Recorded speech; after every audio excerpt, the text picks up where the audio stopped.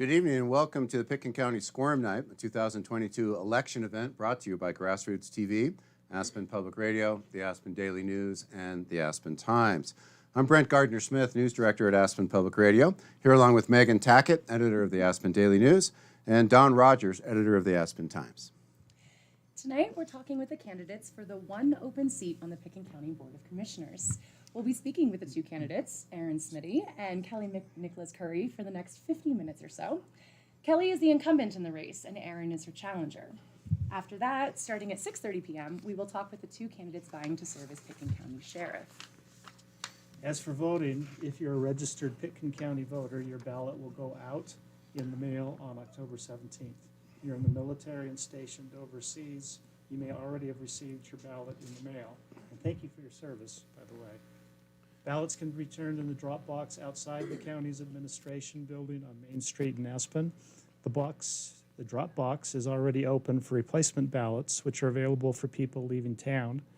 Starting October 17th, ballots can also be dropped off at the Snowmass Village Town Hall and the Basalt Town Hall. Ballots can be dropped off in the 3 drop boxes until 7 p.m. on Election Day, Tuesday, November 8th. If you are voting by mail, the Pitkin County Clerk strongly advises you to mail in your ballot by October 31st so it reaches them in time to be counted. In-person voting begins Monday, October 24th in the Pitkin County Administration Building's Roaring Fork Room, which will be open 8:30 a.m. to 4:30 p.m. on weekdays until November 4th, and Saturday, November 5th from 10 to 2. On Election Day, which is Tuesday, November 8th, there will be a trio of local polling places open from 7 a.m. to 7 p.m. The polling centers will be located in the Aspen Jewish Community Center on Main Street in Aspen, in the Snowmass Village Town Hall, and in the Basalt Regional Library. And for more information on voting locations, you can go to pitkinvotes.com. Our format tonight will entail a series of questions, including some questions specific to each of you, responses and optional rebuttals.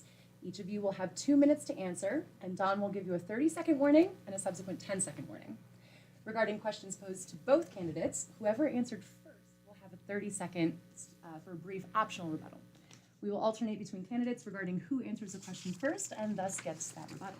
Additionally, to break things up tonight, we'll have a short spot check question, right, or two, where Don will ask each of you a short, to-the-point question that shouldn't take longer than 15 seconds to answer. Think of it as a pop quiz that is designed to make you squirm, okay? For now, we'll start with a 2-minute opening statement from each candidate. Erin and Kelly, thank you for joining us tonight.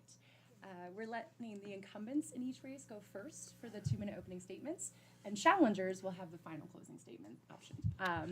Kelly, that means you're first here. Okay, great. Thank you for having us tonight, and thank you to Erin. It's actually been very lovely to get to know her during this race. So for me, I have had a long history of public service. It is a core to who I am. It is something that I have done for as long as I can remember in my life, and I'm lucky and blessed to have been able to continue to do that here in Pitkin County. I want to continue to serve because I feel like I have made some successes as well as have some irons in the fire on issues that are really important to this community. And this is despite the fact that I think our BOCC has struggled to really gel at times and really stay focused on some important issues. I found ways to bring our board members together and to move things like childcare forward, progress on housing, protection of water and wilderness, even our infrastructure, like bringing the board together, bringing the community together to even discuss the jail. Focusing on slow growth and protecting that, since it's been a long-standing value in our community. And so these are things that I've had success on, and which I hope I have the opportunity to explain in more detail tonight, and hope to continue working on in the next 4 years. Great, thanks, Kelly. Erin, your 2-minute opening statement. Hi, my name is Erin Smiddy. I grew up here. I've lived in Aspen since I was 6 years old, or in Pitkin County, I should say. I grew up between Aspen and Snowmass. I have been on volunteer with Aspen Volunteer Firefighter for over 16 years now, and I still am. I previously served on the APCHA board for about 4 to 5 years in the early 2000s. I was a Pitkin County Sheriff Deputy for over 5 years, so I think I've shown a pretty solid dedication to our community and wanting to give back and wanting to serve. This is my home. I love it. I want to dive in. I want to get to work on some potential new housing. I want to get to work on my views of what should happen at the airport. I just want to dive in.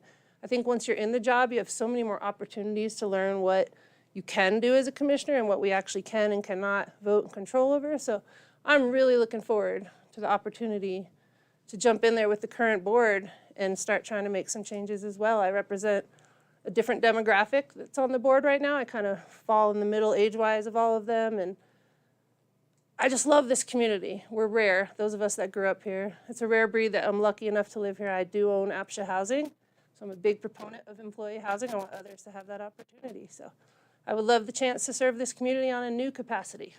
My firefighting days aren't as avid as they once were as I'm getting older, and I have back issues and whatnot, so this is where I figure I can dive in and really help this community that I know very well and love very much. Okay, thank you. Thank you both. All right, on to some questions. Kelly and Erin, both of you.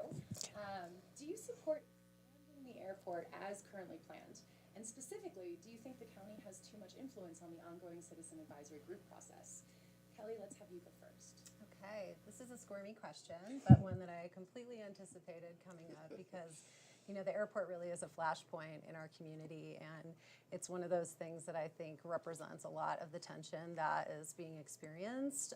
I know for me that I really took strong action when the recommendations about the new airport plan came to us to insert language to make sure that we are never going to build a bigger airport that's going to bring in dirtier, louder, noisier private planes, because that is not what this community wants. And then over COVID, I've really started to think more about the fact that our airport is really a private airport that has some community tangential benefit to it.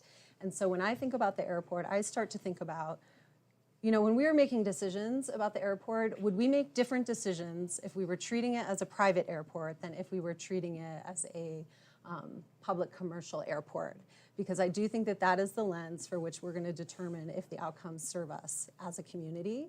And so, you know, there's a lot of things that have to fall into place for that airport plan to move forward. And that's why, you know, I personally advocated to phase the project so that we would do safety upgrades, the terminal upgrades first, and then review whether we needed a bigger runway or not.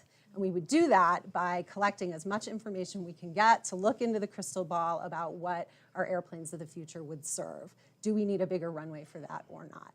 And that's what I continue to be committed to. Is that my 10-second warning? Okay, thank you. We'll get the cues down here.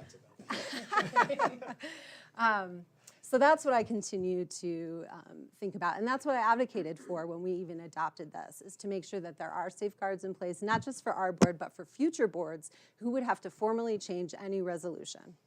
Then as far as the Airport Advisory Board, you know, they're getting their feet under them. My hope is that they have access to the information that they need to make good recommendations to the BOCC, and I continue to advocate on their behalf through staff. Thank you. Landed that one. Thanks. Erin, same question to you. Do you support expanding the airport as currently planned? And do you think the county has too much influence on the ongoing citizen advisory group process? Okay, so I'm a hard no on the runway expansion. I think it's crazy to think that we need bigger planes. A 737 holds 130 people on board. That's just an outrageously large plane to be landing at this small airport. So no. As far as the runway goes, I'm adamantly against it. As far as the terminal goes, I do believe we need a logical, bigger terminal. You get stuck there. 3 flights get delayed and there's no room anymore out there. I struggle with the advisory board. I sometimes feel like boards are put together to kind of silence the larger community at whole. Surveys are done. We as a large community give our opinion. Sometimes maybe they don't agree with our opinion, so we put a board together. So no longer is it a ton of people in the community giving their opinions, it's a select group, and I don't know that they're even being heard. It doesn't seem like they're fully being heard right now. So I do think the county is trying, but I'm not always on board with boards. We gave our opinions. Most people don't want the runway expanded. If you sit at dinner at Woody Creek at a friend's house, it's outrageously loud. If you've ever been a responder on a plane crash, which I have with 3 people on it, it shut the airport down. The terminal was a mess, which doesn't often get included in emergency response. People don't think about the impact on the people that were not involved in it. We have a killer IMT team in Pitkin County. They are very good. IMT is incident management team, for those that don't know. But as far as immediate response goes for an accident like that, we're going to have to call in everyone from Grand Junction to Vail and get them over here. If, God forbid, one of those large 130 souls on board planes goes off the runway. So I stand with a no on the runway, a yes on the terminal. Thank you. Erin, this is your second time running for public office, as you ran unsuccessfully for Aspen City Council last year. So what did you learn from that campaign experience that you're bringing to this campaign? I've learned that I think being prepared is huge. There were 8 of us running at the time, so it was kind of harder to really separate yourselves as much. But I think speaking my mind, being honest, sharing my experience growing up here. There is no way to know this valley like you know it unless you've lived here. I did not campaign as hard for city council as I would have liked to have in a fairly rough patch in life, following a lot of losses. So whereas I wanted to get into it, I wasn't able to put 100% into it, which I would have liked to, my campaign.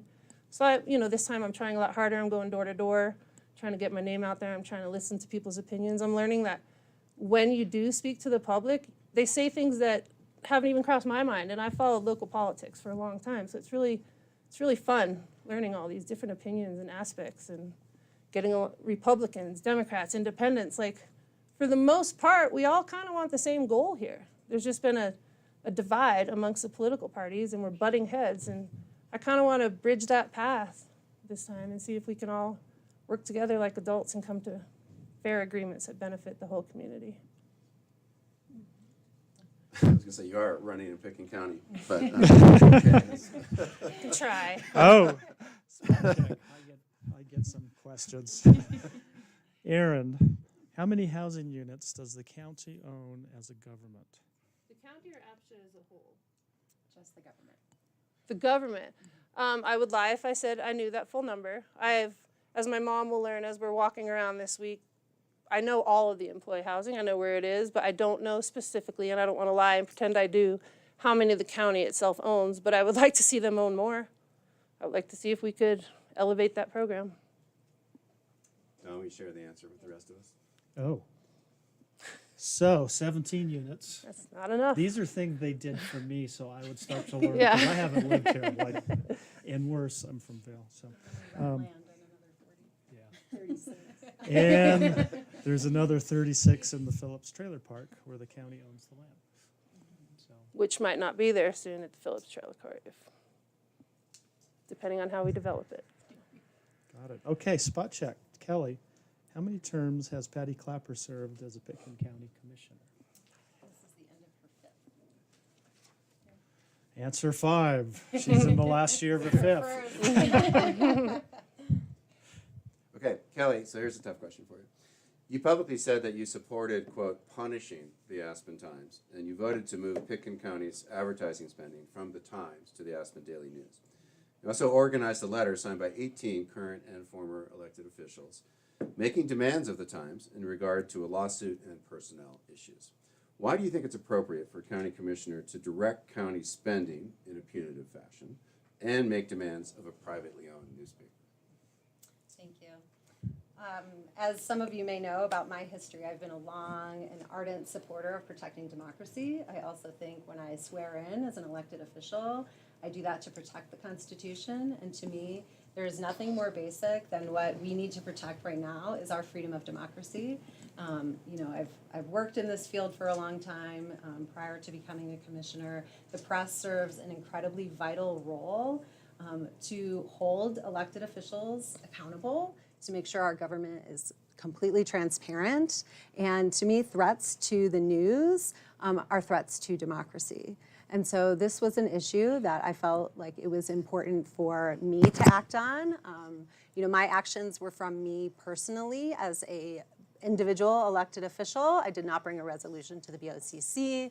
I used my personal email accounts to solicit support on that letter, which others also felt very strongly about. However, from a representative position, there was actually a lot of constituents who raised concerns about this, were very concerned, saw this as a direct threat to our community's ability to function well, to have a government that functions well. There was a citizen campaign that organized around this. So in that function, I believe that the BOCC took good, strong action to reflect that. And, you know, it was a hard time over the summer. I still have hard times with the Times, very honestly, personally, because I think that we need to have very high integrity in our press. And I do that because, you know, I'm a community member first. I'm an American first. This elected office, I fully expect, and I want the strongest institutions around me to hold me and the others that I serve with accountable. Thank you. Don, you're up. Nice to sit next to you, Don. Yeah. Okay. Hey, we're back to spot check. Okay, Erin, who are you voting for, Pitkin County Sheriff? Michael Buglione. I had the pleasure of working for both of them, and my visions and thoughts align with Michael and the way he treats people respectfully. Okay. Kelly, who is Pitkin County's Emergency Communications Director? Brett Loeb. Acing answer, Brett Loeb. And he's wonderful, and he does a wonderful job under very difficult conditions and trying to hire and keep dispatchers, which is a really tough job on people. So I think he's done excellent for Pitkin County. Yeah. Kelly, guessing you anticipated something about this one too. You voted against the Pandora expansion on top of Aspen Mountain Ski Area. Can you explain why? Yeah, absolutely. You know, this conversation evolved over many, many, many hearings and lots of review.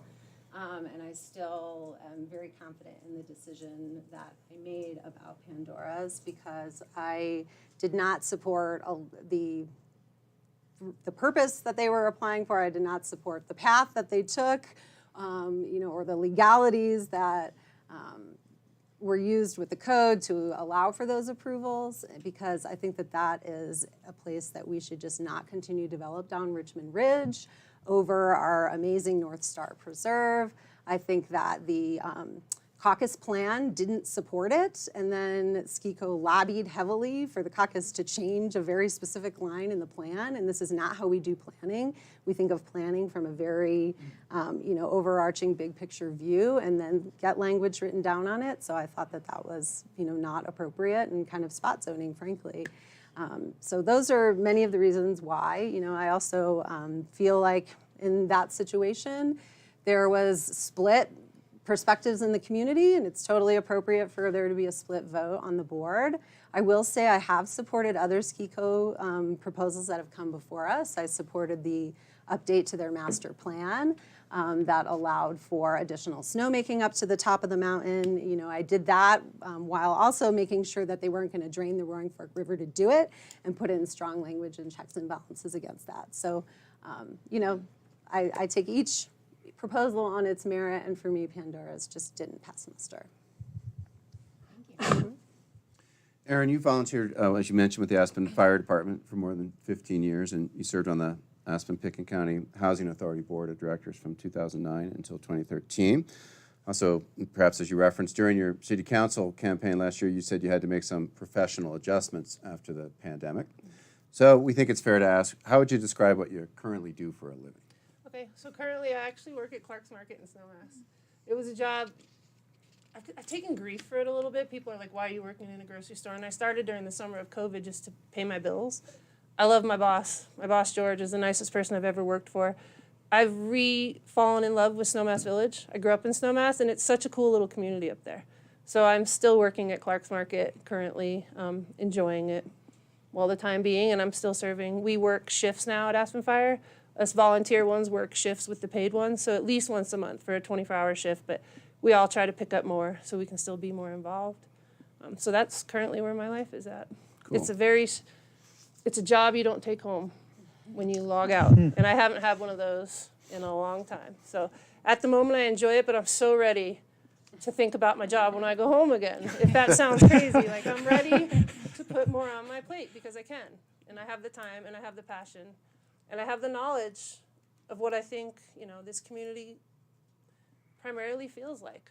I'm one of them, so that's where I'm at now. And I appreciate your, you know, customer service. Yeah. We have to support all of our service workers. My husband's one and has been his whole career too. I've learned too, just Can be tough. Yeah, I've learned to add on that. Like, grocery store workers work really hard and get paid really poorly, and I didn't really realize that until I was back in that industry. So it's reinvigorated my respect, which I never lost, but it's made me look at the whole valley and like every workforce as a whole, and such an essential job.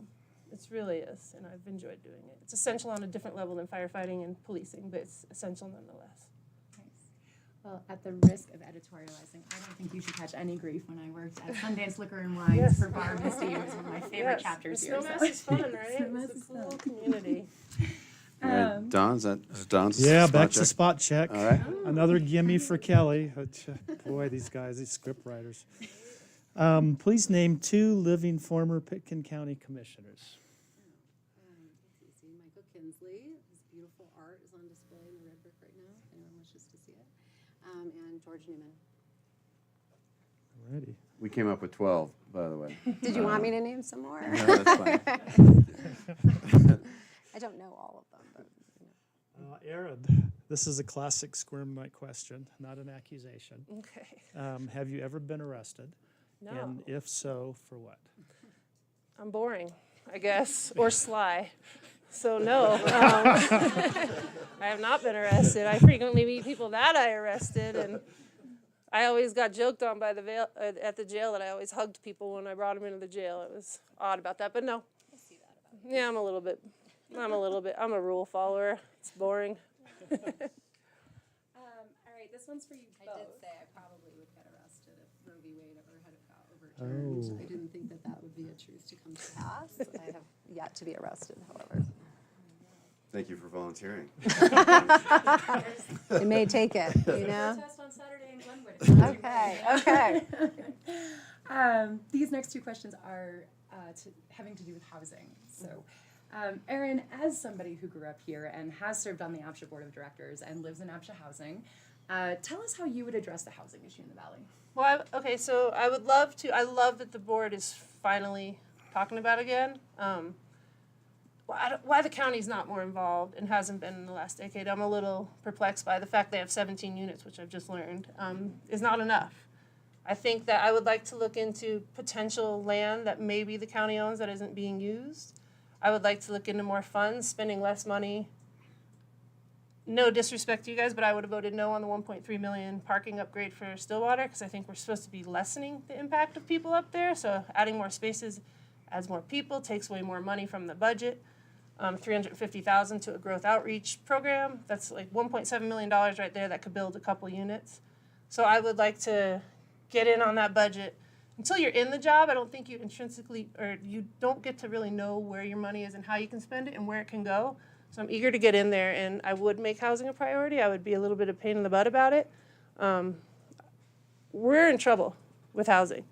We're in big trouble. All of us that have housing, it's very easy to become complacent and secure in your housing and not really look at the bigger picture that we have a generation from 18 to 30 here that does not have housing, and there's nothing promising for them. And what is this town going to look like in 15 years?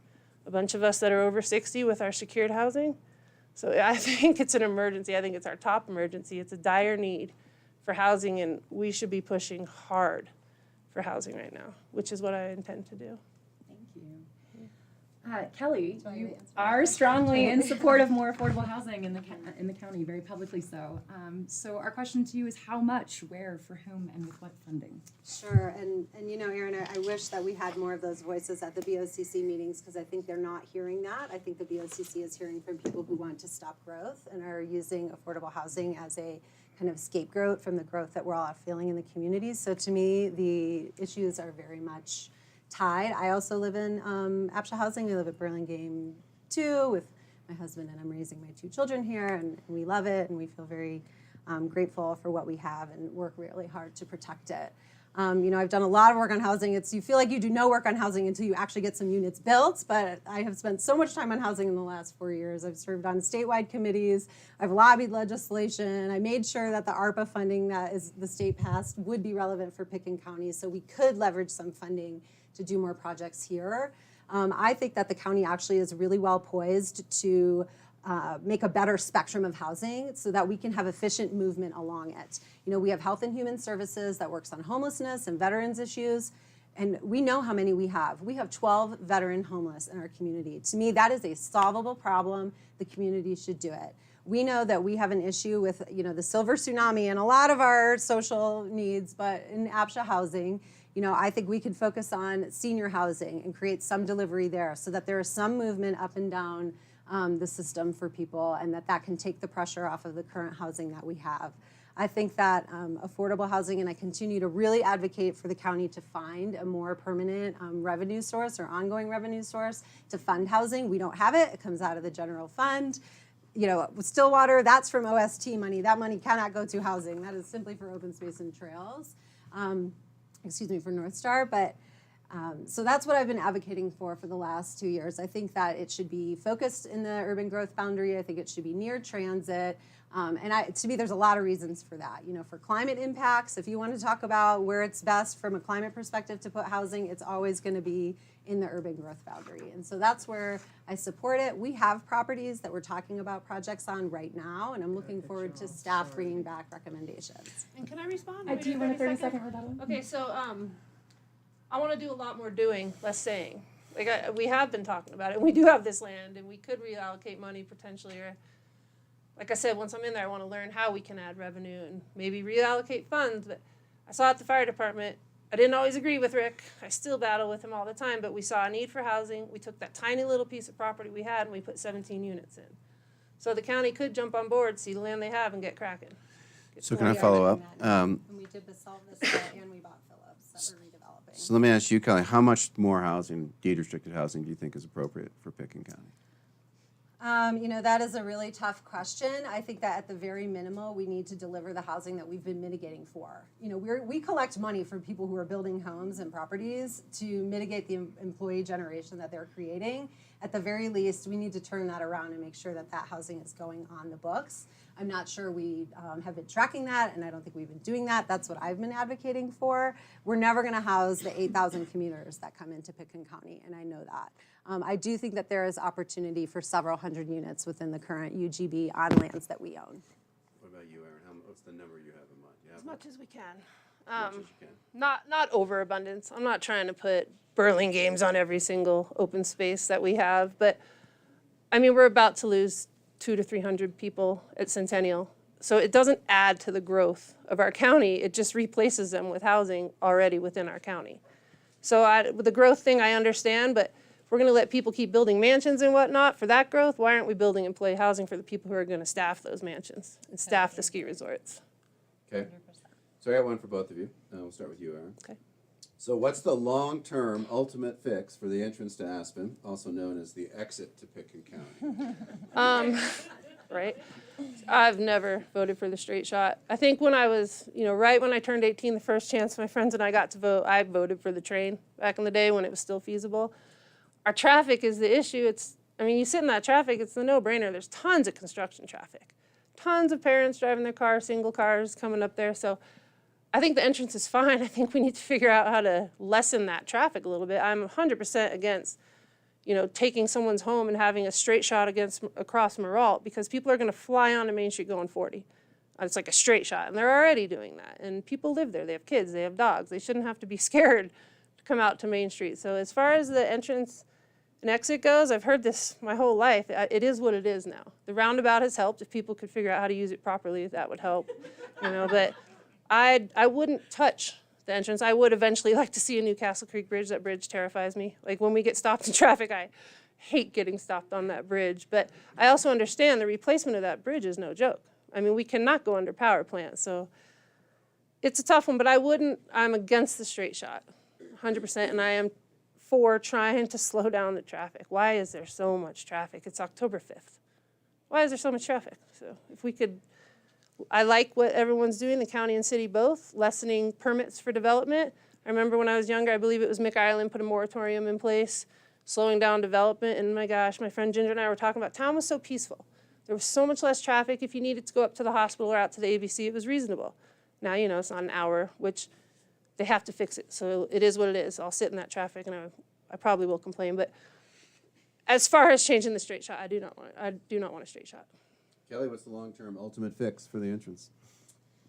So I'm never going to support building more lanes for cars to come into Aspen. That is, I'm from New Jersey. No, thank you. That is not what anyone moved here for. That is not what anyone wants to live in. So that's nothing that I'm going to support.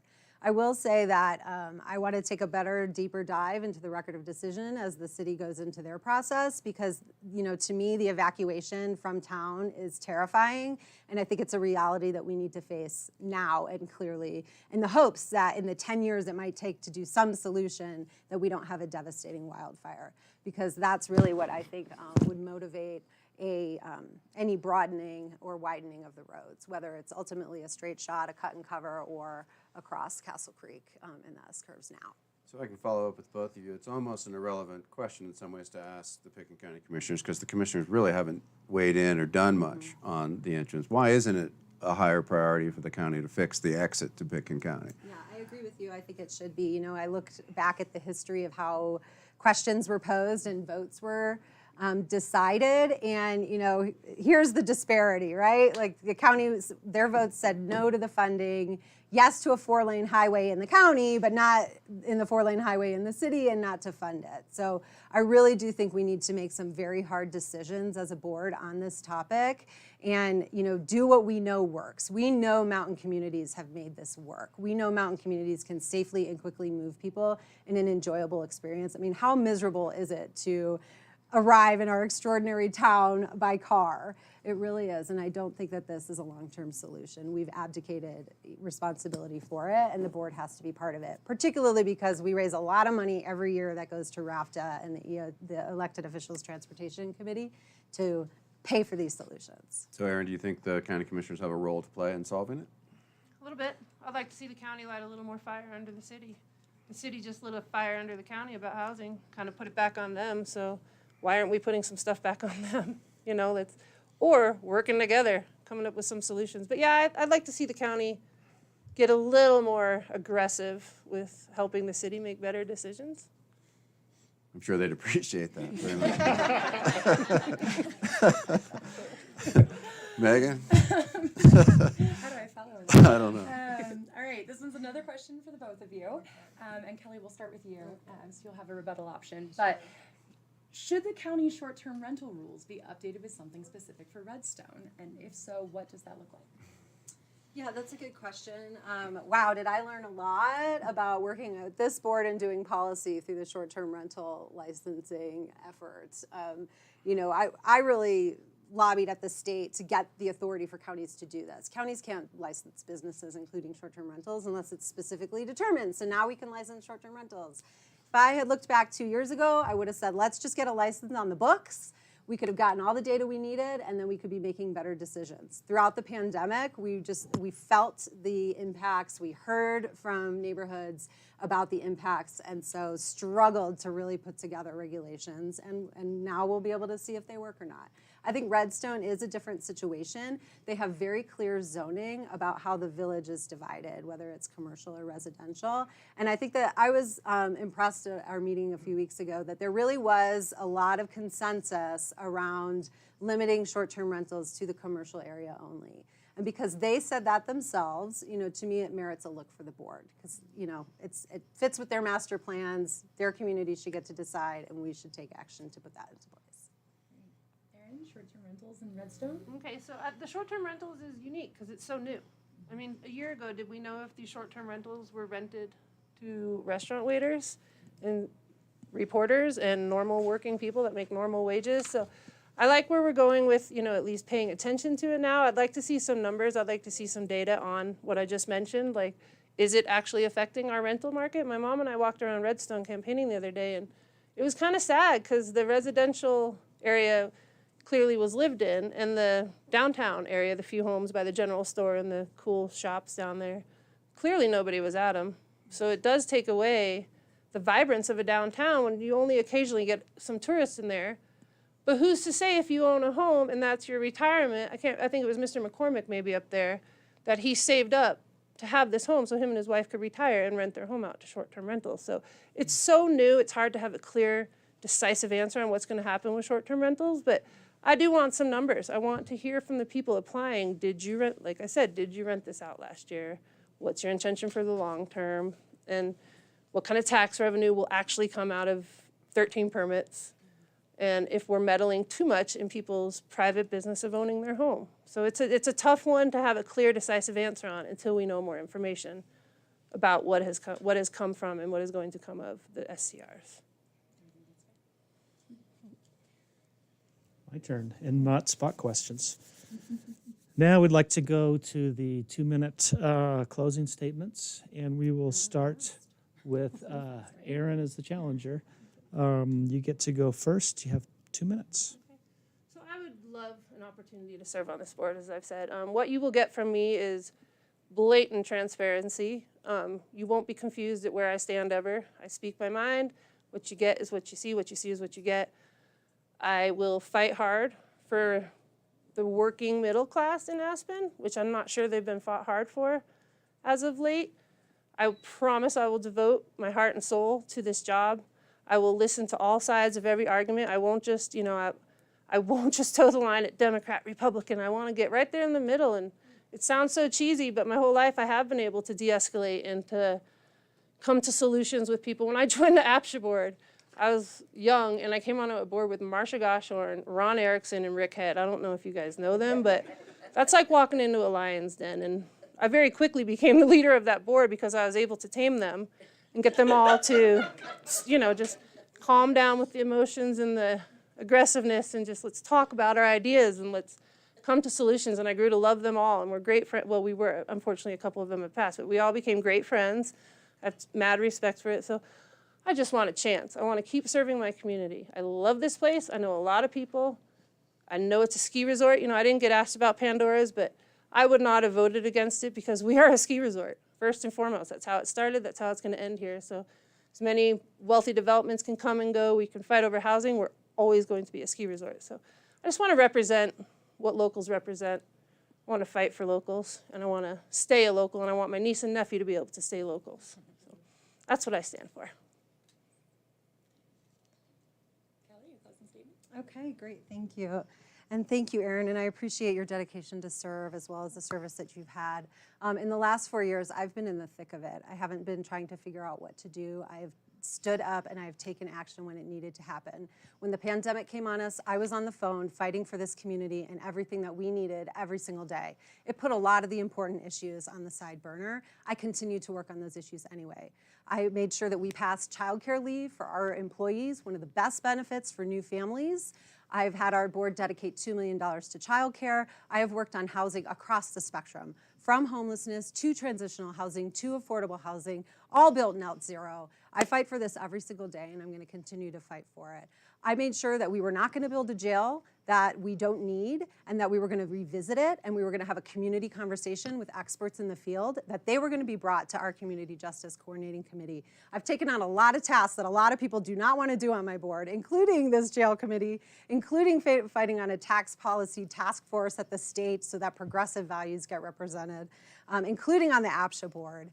And so I continue to do that for our community. I'm fighting for the protection of our water and wilderness. I am spearheading a stakeholder process to protect the Crystal River and hopefully designate it as a wild and scenic river so it will be a free and flowing river forever, because this is what we cherish here. I fight for our public lands. I've supported wildfire mitigation funding so that we can stay safe here. I'm pushing forward on transportation solutions, and I want to make sure that we continue to have the slow growth that this community has enjoyed and has really protected what we cherish and value, while also making sure that families and workers here can thrive. We are getting pushed out more and more and more, and I am here to defend it, and I've taken action and put policies into place to make sure that anyone who lives in Pitkin County can thrive. If I could throw Love your vote. Curveball in our format. We have a few minutes more, and so I'm going to pull out a Squirm Night classic gambit here, which is. I was so confident looking at the clock. I was like, it's okay. BGS will take care of it. So here we go. So I want each of you to ask a question of each other, the single most important question you might ask of your opponent. So Erin, why don't you go ahead? What question do you have for your opponent in this race for Pitkin County Commissioner? Okay, so I know very clearly why I serve on these boards. It's my hometown. I grew up here. I desperately want to. I'm curious, 4 years ago, with no one running against you, did you choose to run as a commissioner, or were you encouraged to because there was no one else to, and why? As someone new to town that's learned the struggle but not lived the struggle, why did you want to be a commissioner? Should I answer or ask Pretty my squirmy question. first? Yeah, go ahead. No, it's totally fine. There's always this thing of who's lived here longer as a local. You know, when I first ran in 2018, I said, please forgive me, I've only lived here so many years. And others said, don't worry, get yourself out there. You have good ideas. You should pursue them. So I declared very early in 2018, you could have run against me then, actually, because I went to the party in January. You know, the petitions closed in April. There was a long period there for people to run against me. But I have a very strong dedication to public service. And it's demonstrated through my whole life. It's demonstrated through when I was the election manager, when I was in the Peace Corps, when I fought to protect the environment on the East Coast, and waters over there. So it's gone on for me forever. And I think that is why no one opposed me at the time. You know, I live here. This is my home. I have lived in Colorado longer than I've lived anywhere else. We moved around a little bit as a family. I am raising my 2 children here. I moved here and immediately met my husband, and everything fell into place, and this was my dream, and I'm so grateful for it. And I recognize that there is so much special here to protect and defend, and that's why I'm working my butt off every single day, and why I think I've achieved a lot over the last 4 years, despite so many hardships that the county and our board has faced. For that, you may now ask the squirmiest question.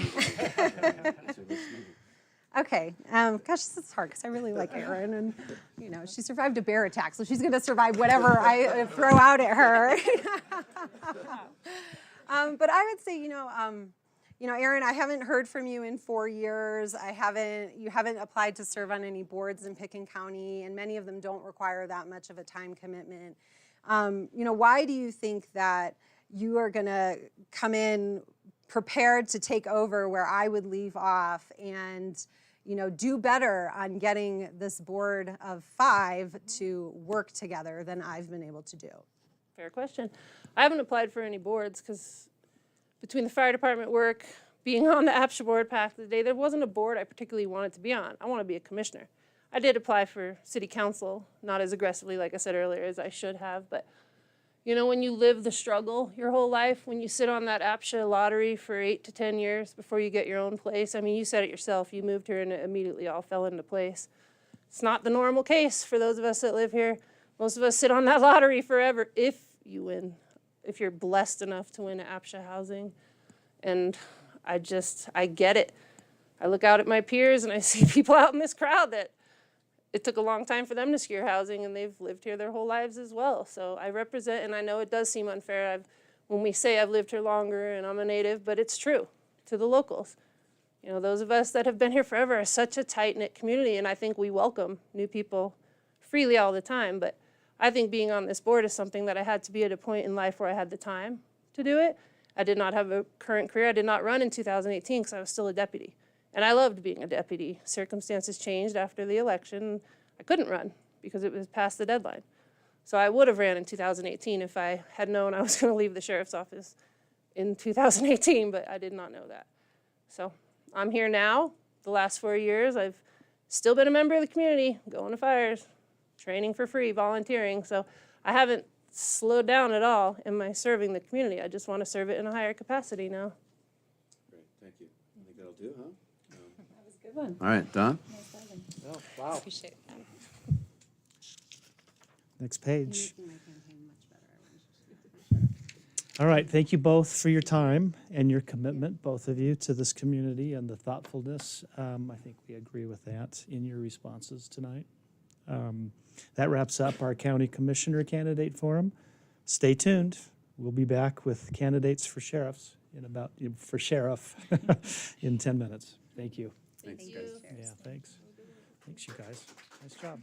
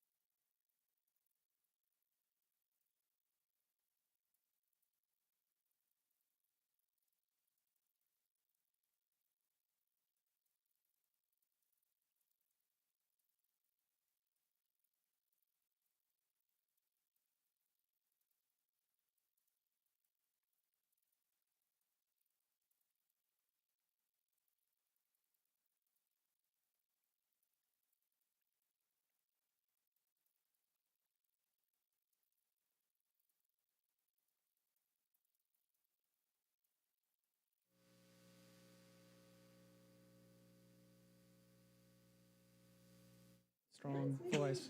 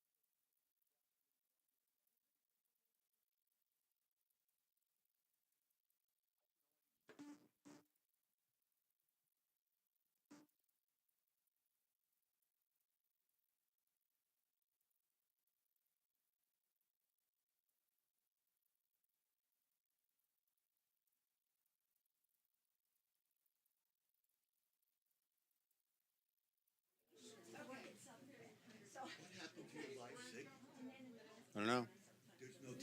There's no TV? Really? 1, 2, 3, 4, 5, 6.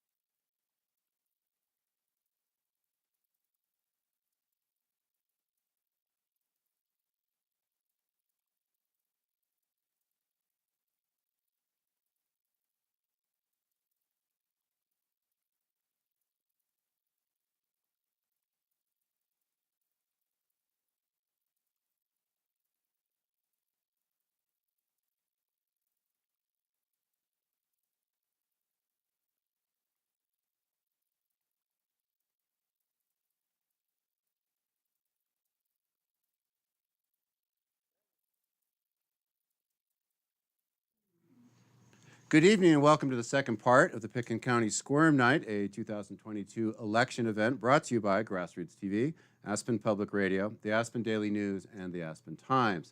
I'm Brent Gardner-Smith. I'm the news director at Aspen Public Radio. Here along with Megan Tackett, the editor of the Aspen Daily News, and Don Rogers, editor of the Aspen Times. Tonight's event is funded by a grant from the Aspen Thrift Shop, and we're very grateful for their support.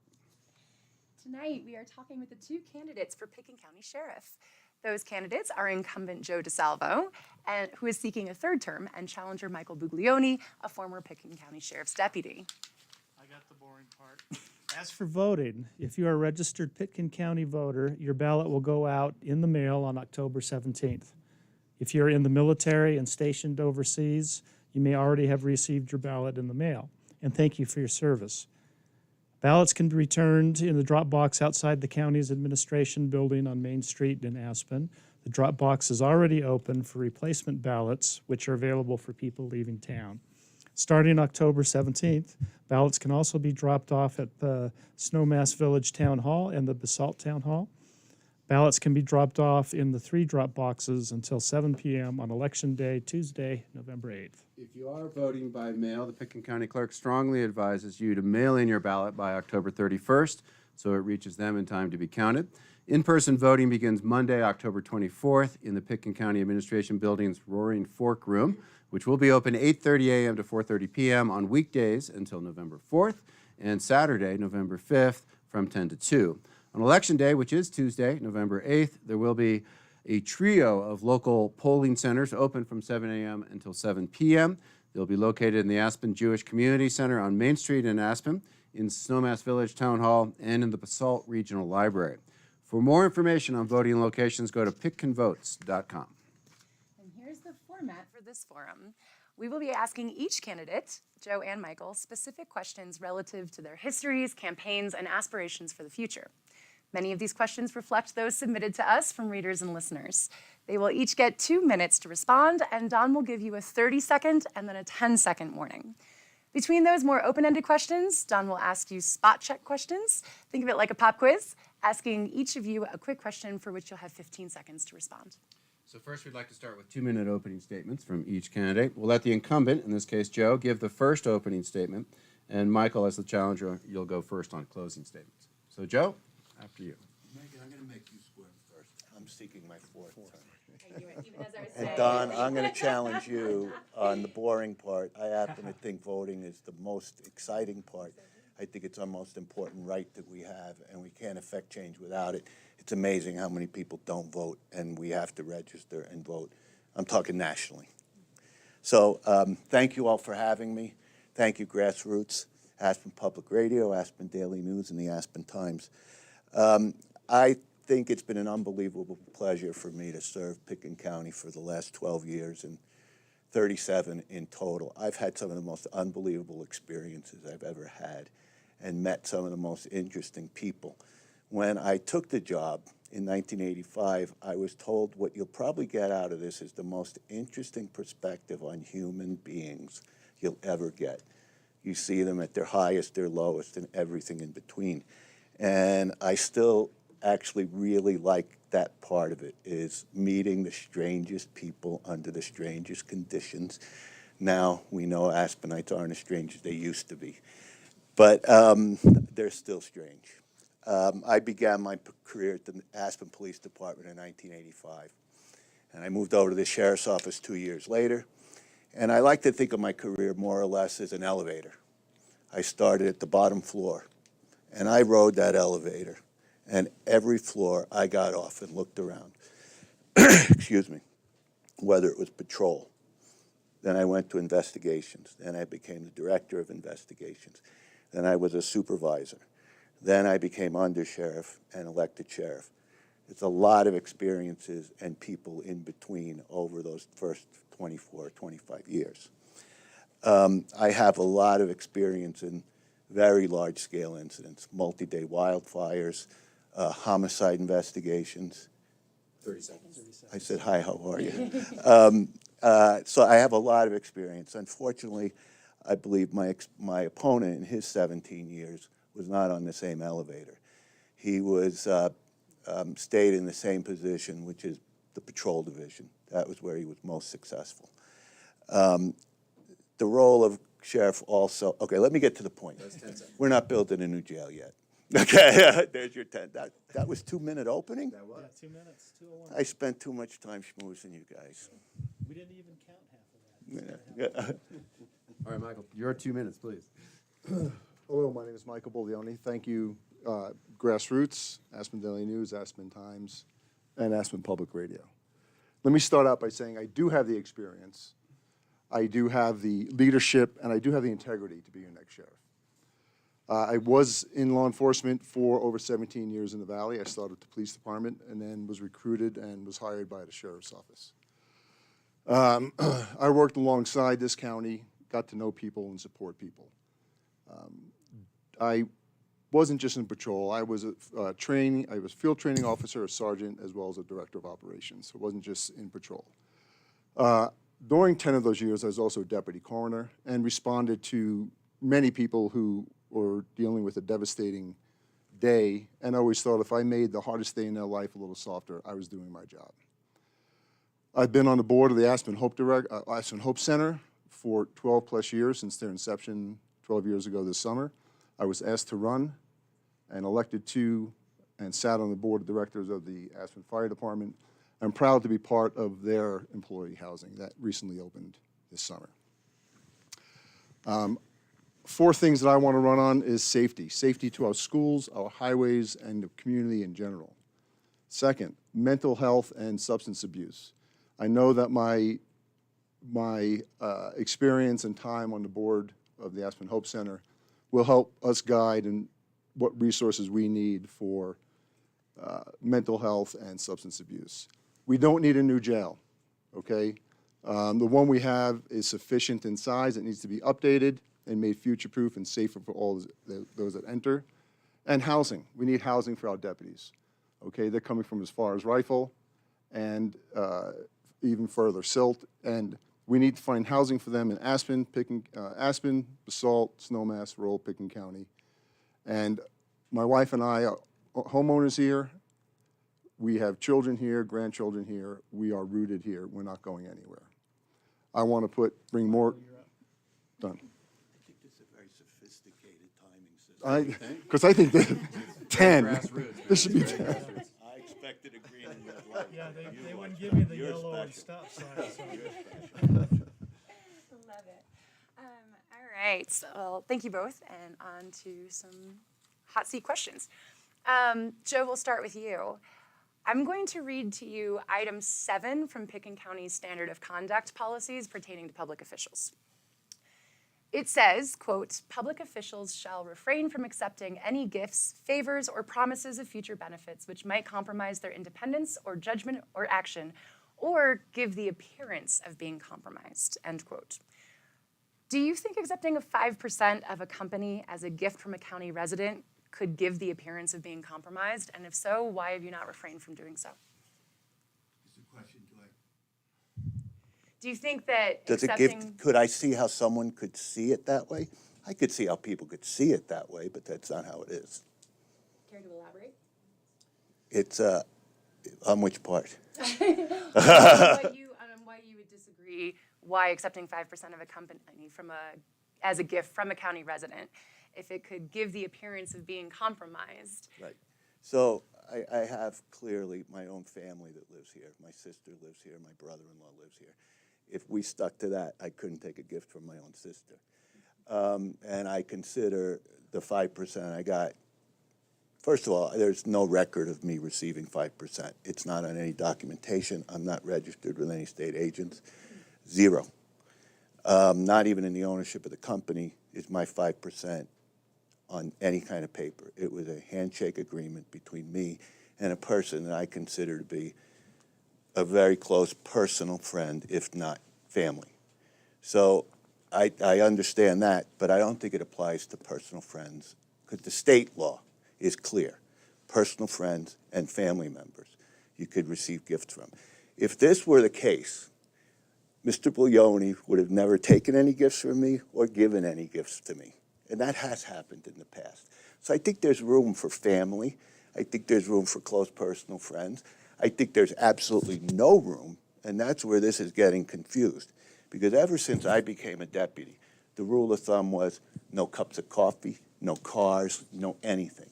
And we stick to that rule. That is a hard and fast rule in my office. And people have been fired even recently for that. So I think there is a difference between the people who may get a benefit from when they give me a gift and my sister and my family and my close personal friends. Michael's next question is for you. What could you have done better to make sure there was proper supervision at a high school fundraising event on March 7th, 2019, held at Bumps at the base of the Buttermilk ski area? What could you have done better to make sure there was proper supervision there? Clone myself. The Bumps incident was a miscommunication, a mismanagement, and a failure operationally, okay? What I could have done to make sure someone was there, I'm not sure, because I was going there as a parent, okay? I then got called to required training on the Front Range. I told my daughter I couldn't make it, and she said, that's okay, another couple will be there to chaperone. So I am not sure how I could have gotten another deputy there. A deputy was not required to be there per the contract, which was signed by a 17-year-old, not my daughter. So I'm not exactly sure, but I can tell you this. If I'm sheriff, that will not happen again. If it's truly assignment, it's going to show up on the schedule. And if someone's going to training and that schedule shows that it's a blank, it is up to someone, the schedule maker, sergeant, to make sure that that blank is filled. So I understand that there would have been better if there was some more adult supervision at that event. Do you take any responsibility for that unfolding without the proper supervision? Take responsibility in the sense that a girl got an MIP outside. If I were there, it probably would have been inside the entire time. Okay, I'm not sure what happened inside of Bumps, but outside, a deputy, whether it be me or another assigned deputy, would not have been outside. Okay, thank you. Thank you. Can I comment on that, or does that just go? Sure, I'll give you 30 seconds. This incident was investigated twice, once by my office and once by the county manager's office. Michael had an appeal. I could not feel like I could do the appeal impartially. I handed it up to the county manager's office. Let me read, this is the report. There's a lot of work in this. So let me read some comments from this. Briefly, please. Michael Buglione, I should have told the sheriff that I was assigned to go to Denver at the same time as this event. Most importantly, from Mr. Engelhardt, the decision Mr. Buglione made not to attend the event, or ensure other law enforcement attended the event demonstrated lack of initiative, lack of judgment, lack of understanding of the ramifications of no law enforcement presence at an event where law enforcement presence is expected. Mr. Buglione's decision was a critical error in judgment that put children in this community at risk. All right, Michael well, I don't know, I think we should let Michael. That's not respond. my words. That's an independent county manager's report. All right, Michael, in 30 seconds. Okay, that's a county manager report. I'm not sure what his resume is, an investigation, et cetera. Well, your lawyer was there, so she... Hang on, Joe. Okay, thank you. I can't be in two places at once. I was approved by Joe to go to training. Joe knew I was going to training. Joe even told my daughter, hey, daughter, I'll even do a walkthrough that night. Okay, that did not happen either. So I guess we're both responsible for what happened at Bumps that night. I was being trained on the Front Range. All right, I I guess think we'll. it's important to show the next morning I went to the press and accepted responsibility. Okay. It's important. All right, should we leave I'm it there, I gentlemen, think we for the should moment? leave it there for now. Okay. Let's break some tension down. Oh, spot check. Tough one. Michael, your campaign website has messaging in English and Spanish. Habla español. Me, no. No habla español. Joe, Yes. How many deputies in the sheriff's office speak proficient Spanish? She's helping me. I'm gonna have to, I mean, this is gonna be, I could tell you I have one that speaks Russian and one that speaks Ukrainian. I think we have between 12 and 18 deputies that maybe speak fluent Spanish. We also have a Spanish for law enforcement, which gives you tidbits, like how to put your hands behind your head, you know, commands in Spanish. But I think, I have a pretty high Latin American employee base in my office. So I'm going to take a stab at 13. So we have an answer, I think, It's not bad. The number we got was 15. plus a half point for the Ukrainian. Really? Yeah, we researched that too. I would Our think mega get double man. points for having a Ukrainian Half, so guy. what's going on there? Okay, laughs. That's what we were after for a second here. Michael, when APCHA has to evict someone for not complying with their regulations, it is the sheriff's department that handles it. Public records indicate that you were once out of compliance with APCHA, subletting your unit on Southwest End Street to your stepdaughter. Did you have express permission for this arrangement, or were you operating outside the terms of your lease? And also, how would you handle future APCHA evictions? My stepdaughter and son actually applied through APCHA and were accepted, and the landlord gave them their lease. I'm not sure how that was out of compliance. I obtained a lease that showed that that unit was not allowed to be sublet unless there was express No, permission. it was not sublet. I released my time there and moved into 729 West Francis Street with my then girlfriend, now wife. Fantastic. Public records were showing that you were still on it, and there was some overlap there, so No. great. Well, how about the second part of the question? How would you handle APCHA future- evictions? yeah. The way they're legally handled. There's a waiting period, there's a posting, and if you don't belong there, you need to leave. And I've done evictions. They're not an easy thing to do, moving everybody's stuff out to the sidewalk, behind the curb, and it's not an easy thing to do, but it has to be done. Okay. Joe, here's a question. So you told the county commissioners in a work session on August 9th, when the subject was designing a new jail, quote, "It's up to you to build the jail, determine its size, and figure out how to pay for it. It's not the sheriff's job," unquote. Can you explain why it is not the sheriff's job to figure out how big a jail Pitkin County needs? Brett, you're good. I worked on that. Yeah, I've got to tell you, it is my job, and I'm sorry I made that statement. I take responsibility for it. It was, in context, if I could rephrase it, I think that we're doing a real good job of working together with the commissioners. And where that really came from is when it comes to funding it, finding out how to fund it, if there's going to be a tax base, are we going to sell the property? That's really not the sheriff's job. That is working at a high level of land use issues. Are we going to make employee housing out of that spot and maybe build a jail someplace else? I mean, there were so many complex issues to it. I misspoke. I'm sorry. I see my role as more programming, which I think is going to be crucial. That's going to be the centerpiece of any new jail is going to be programming, which is going to have a lot of community involvement in it. I also think that the size and the scale is something that we're going to have to work on collaboratively. I think that's where I'm going to come in. The building has got a lot of misinformation about it. It is not built for expansion.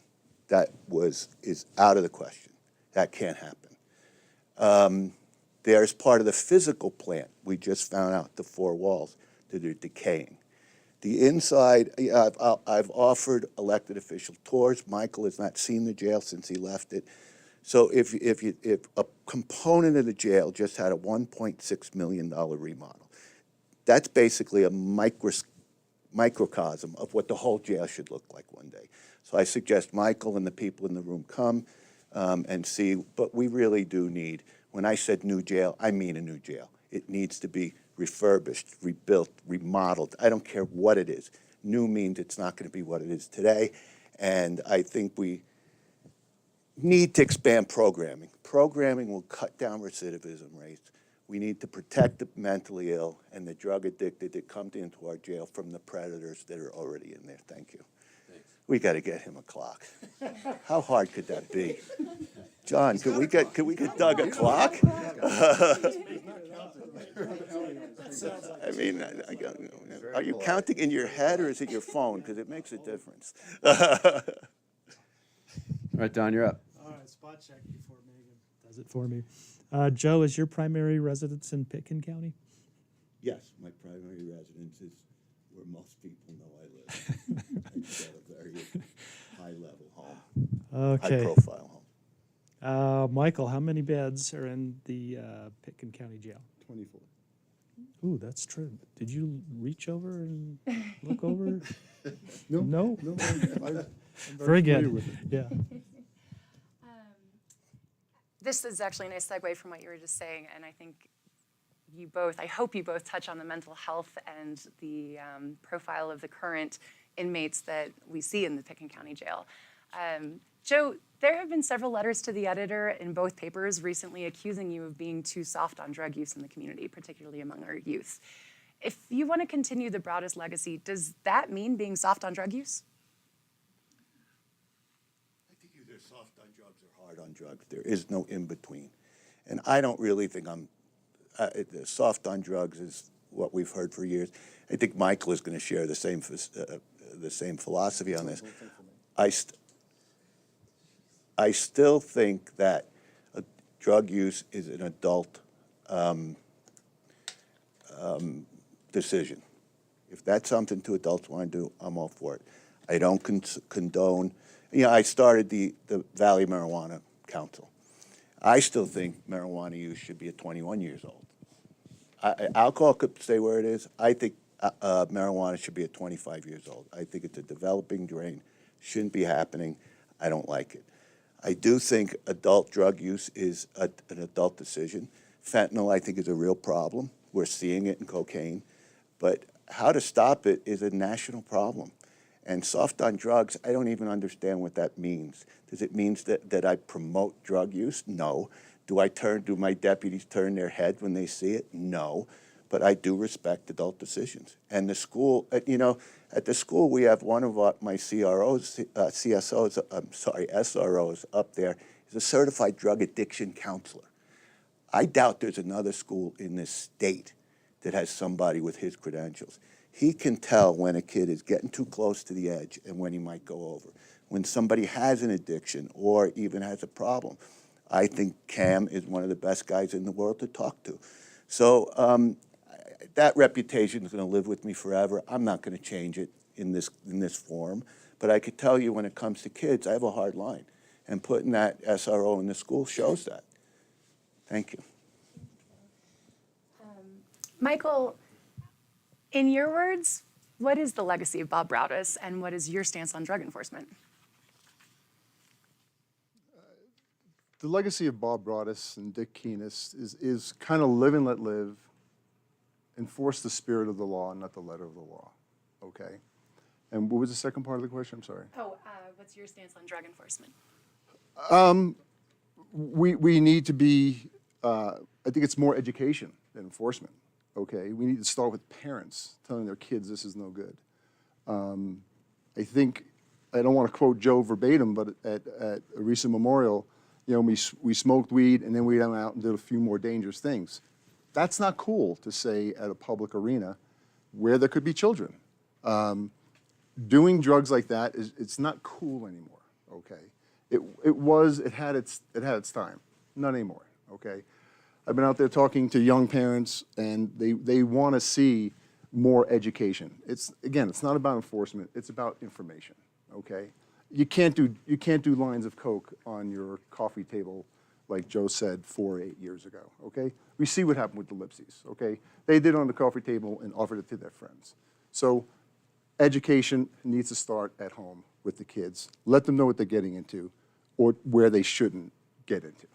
For legal reasons, I think I have to point out, allegedly, regarding the cocaine, they were Sorry, only convicted sorry. for alcohol. Could I add 2 seconds to that? It's a great speech, but you put kids at danger who are using cocaine at bumps. We found cocaine at bumps, we found marijuana at bumps, we found alcohol at bumps. So I think a police officer there could have mitigated that problem. Michael, go ahead. 30 seconds.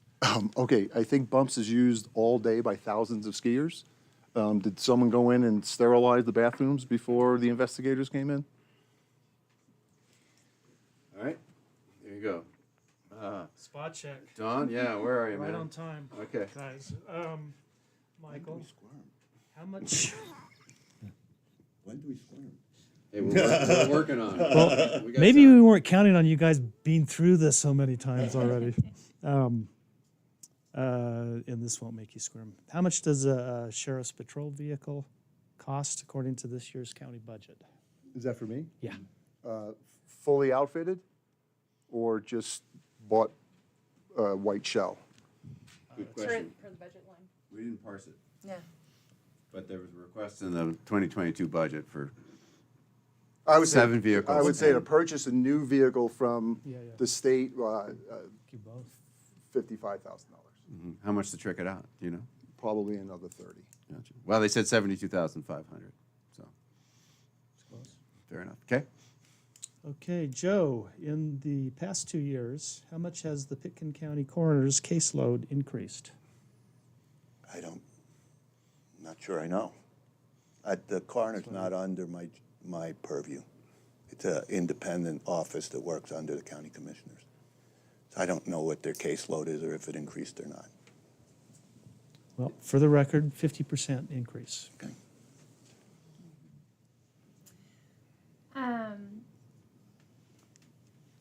Joe, sorry, I was like, wait, Joe, we changed the script 3 minutes before we came on, so. How many resources did you allocate to patrolling at Rudai? And can you explain that decision, please? Explain the what? The decision? This year, since we started the boat patrol.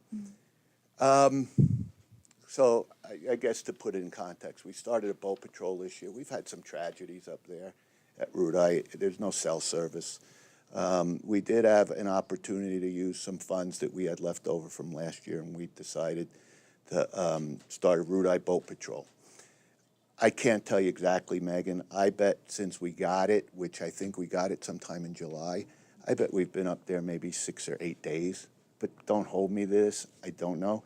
I mean, I think this is an excellent opportunity to talk about how I manage and why I don't know this. I mean, I really believe in delegation. I believe in freedom. I believe in letting employees make their own decisions without me hovering over them. That's why I don't need to look at the schedule. That's why I don't know how many people are at boat patrol. My command staff and I, which consists of myself, undersheriff, director operations, and emergency manager, and of course my front office staff. That is the beginning of a pyramid that works its way down to the newest deputy. And I trust the people that work for me within this pyramid. And when it gets below that, I trust that they're going to make decisions that I would make when I'm not there. And they do.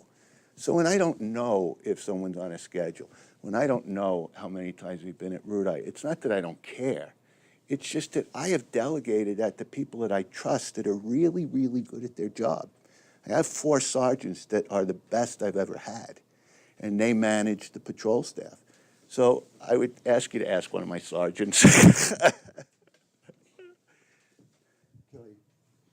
Give them 30 seconds each. Yeah, go for it. Is it delegating or disconnected? Because at the Woody Creek Caucus, you should have known that you pay Lou Valerio $60 a day per inmate, and you said it was 0. You said it was free. That has nothing to do with delegation. That's disconnection. You also said in the newspaper last week that your new civil administrator does not need a driver's license.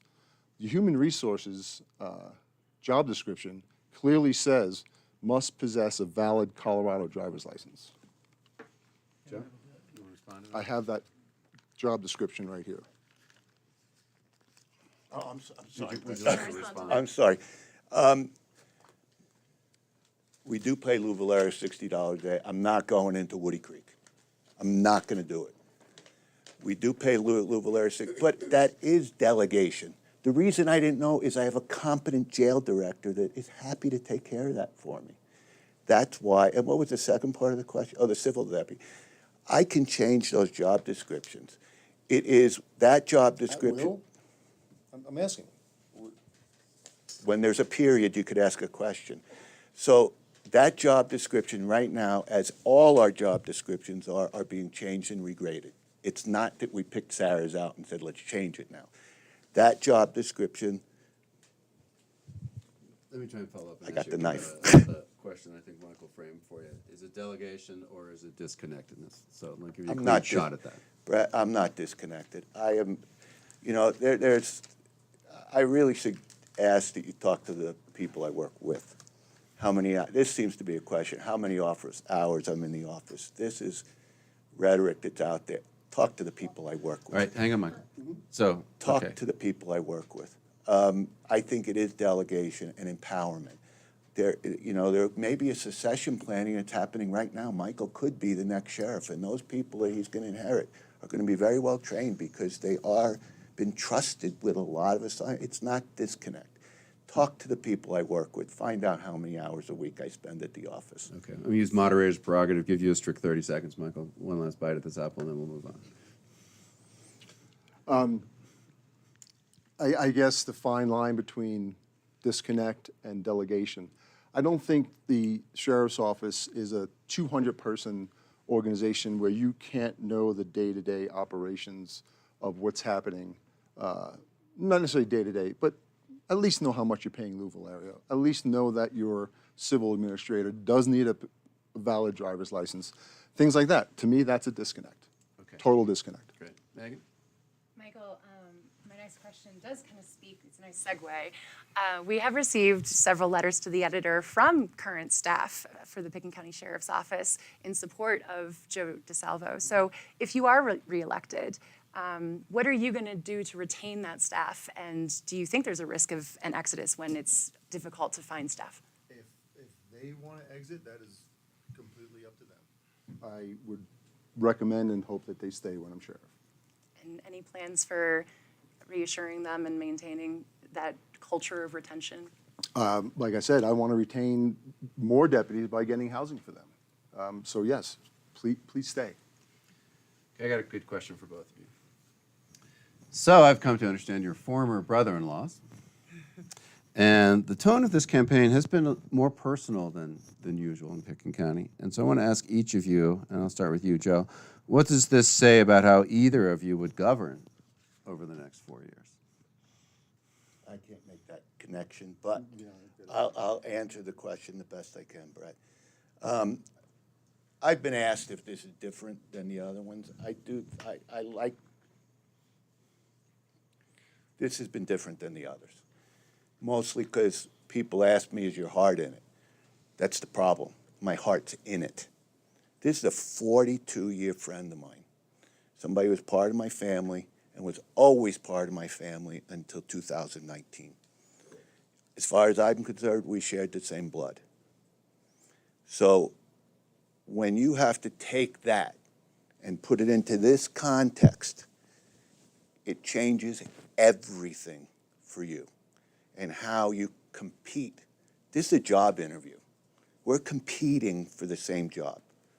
So unlike Walter Chi, Rick Leonard, Rick Magnuson, the other people that ran against me in the past, I would go home and put it to bed. I don't know those guys. I don't know their mother, their father, their brothers. Don't. And it was easy to turn off. Now today, I read something in the newspaper written by somebody or said by Michael, it pulls a whole nother string on you that you're not prepared for. And that's what makes it different. But it doesn't change the fact that I want this job. And I'm good at my job. I'm really good at being sheriff. And that's going to show on November 9th when the votes are counted. But this is hard on me. I'm telling you, this is my transparency coming out. This is hard. It hurts. I'll get through it. All right, Thank Michael, you understand the question? Could you ask it again? Because I'm not sure how the. So I read it this way. Your former brother-in-laws, and the tone of this campaign has been more personal than usual. What does this say about how either of you would govern over the next 4 years? Well, since this is my first campaign, I wouldn't know the difference whether it's personal or not. But yes, it does feel a little personal. Okay. I know Joe said he wants the job, but I think as recently as December of last year, he told people I don't want to do it. I just want to get out of Aspen. And then a month later, he announced. So I'm not so sure how much his heart is in it based on this group of people that he told. So the way I'm running my campaign is I'm pushing a rock uphill. And every day I get more and more support. And the support is coming out of everywhere, okay? And it just makes me feel good every day. I'm not bringing the personal part into it. I guess the way I was treated 4 years ago, Joe introduced me as the next sheriff at a fundraiser. We went out to dinner several times up until February of the March before I went from the penthouse to the basement. So I can't figure out where the disconnect was. So based on that, this is really personal to me. I want the job because I want to serve the people of Pitkin County. All right, I think we have some time to ask each of you to ask the other a direct question.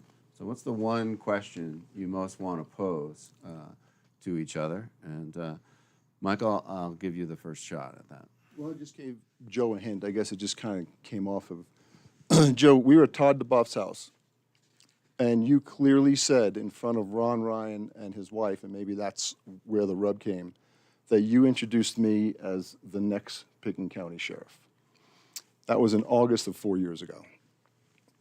When I say the four of us, Marcy, Holly, you and I had several dinners, fun nights in November, in October, November, around Christmas, not Valentine's Day, we weren't dating, but we went for dinner around Valentine's Day.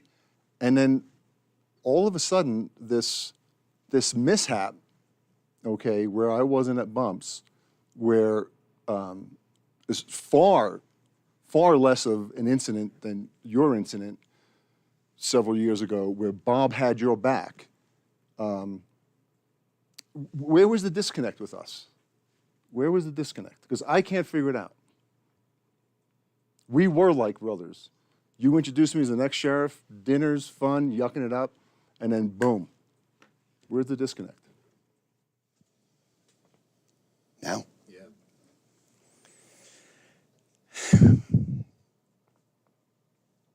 I'm digesting, Brett. It was a long question. It was a lot. There was a lot there. I guess the question was, where did the disconnect happen, is what I'm hearing. And go ahead, I'm sorry. I was just going to clarify something. Go ahead. I'll tell you where the disconnect happened. I don't see Bumps as a mishap. When you put children over 100 in jeopardy, that's no mishap. That diminishes what happened. I was receiving phone calls for 24 hours from angry parents. No mishap. It's uncomfortable.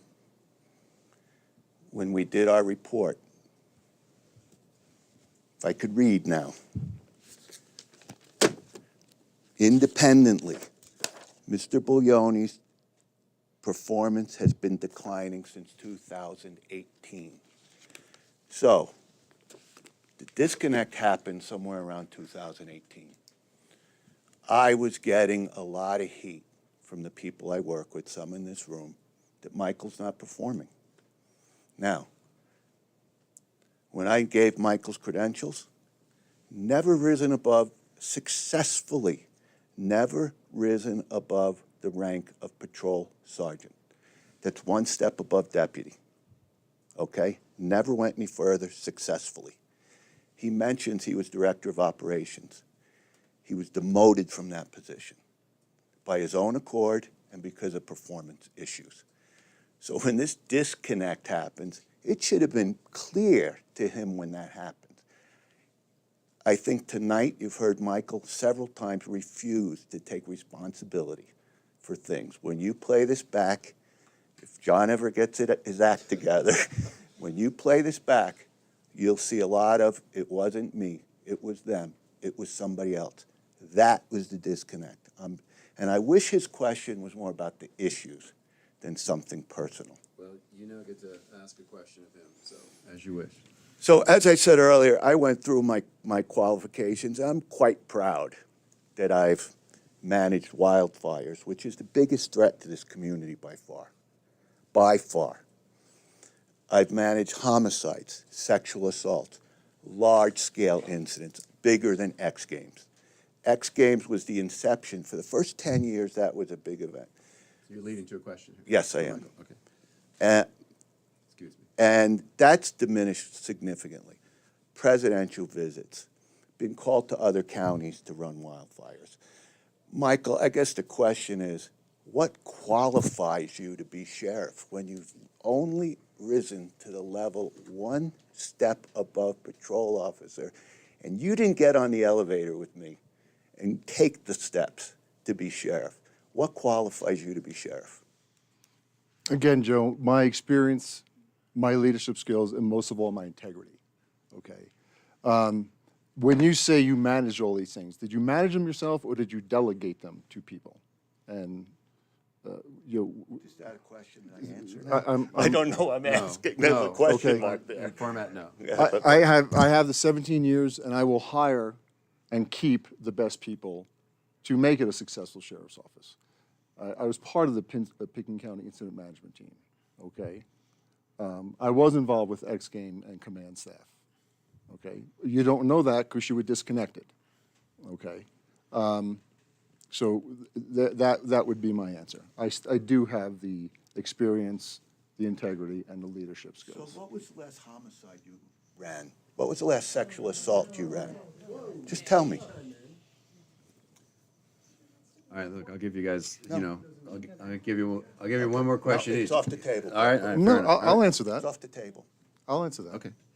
The last homicide that occurred while I was working, I had just gotten off a few minutes before that call came in, and I was told to stay what we call rest of world, because the rest of the county still needs to be serviced by the sheriff's office. So I had no involvement with that based on the schedule. Okay. I'll leave that there, all right? It's time for some Don? Okay, thank you. So we're into the 2-minute closing statements. Michael is the challenger. You're on board first. Okay. In closing, thank you again for this, and thank you, Joe. Thank you, Mike. I served in the two sheriffs. I learned from both sheriffs, their negatives and their positives. Okay, Joe, I thank you for your service. However, I want to be a better role model to our children and our community than Joe is. Okay, I want to elevate the position of the office. Okay, there's an overwhelming need for action that I want to meet. I will be transparent. I will be a strong leader that has the street smarts and not just the politician.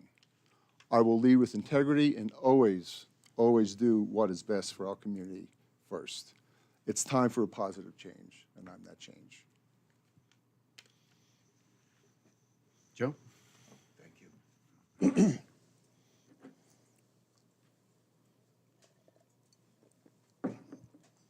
Thank you all for having us. First of all, thanks again, John Masters and Grassroots. I think it was made clear tonight that my experience is what separates us. The fact that my opponent can't hold a candle to me when it comes to that experience, and we just proved that as far as the question with the homicide. He's never been on one, never investigated it, doesn't have the budgeting skills, never managed a public safety budget of $10 million. The fact is he's also not been a police officer for the last 3 years. He's been absent from policing for 3 years. You know how much has changed in 3 years, from George Floyd to race to everything else going on in our community? These are perishable skills that are easily diminished, and he hasn't been here for 3 years. Michael and his surrogates have done everything possible to smear me and my reputation with absolutely no results. Why? Because there's nothing here. I've got the most transparent organization it's ever been. This community has 2 newspapers, a radio station, and I'm accountable to the Board of County Commissioners and to 18,000 citizens. So far, there's been no success in smearing me. Only these allegations that come from employees that have been terminated for conduct that is unacceptable. I've been a 42-year Valley resident, and a 37-year police officer in Pitkin County and 12 years as your sheriff. There isn't a lot I haven't seen when it comes to this community. This community has given me so much, and I feel a responsibility to give it back. It's the least I can do. I enjoy my job. I enjoy the people I serve with. My staff is strong. It's better than it's ever been in the 37 years I was here. And I didn't want to bring up Bob, but Bob believed I was the best sheriff that Pitkin County had ever seen. We've handled things like the pandemic. The Vax clinic got statewide acclaim. Our emergency response is one of the best IMTs in the county, in the state, and I like bragging about them. They're really good at their jobs. I want to continue my work, and I want to be your sheriff. Please vote. Please register. Please vote for Joe DiSalvo. Thank you all. All right, well, that wraps up our Squirm Night. Thank you, gentlemen, for your commitment. Thanks, Michael. For your commitment to the community. We know running for elected office is not easy, and nor is law enforcement. And also I have to say, I'm not used to doing this part. Thanks to the Aspen Thrift Shop for funding grassroots broadcast tonight. So, Thanks, you guys. thank you. Thank you. So much, Thank both you. of you.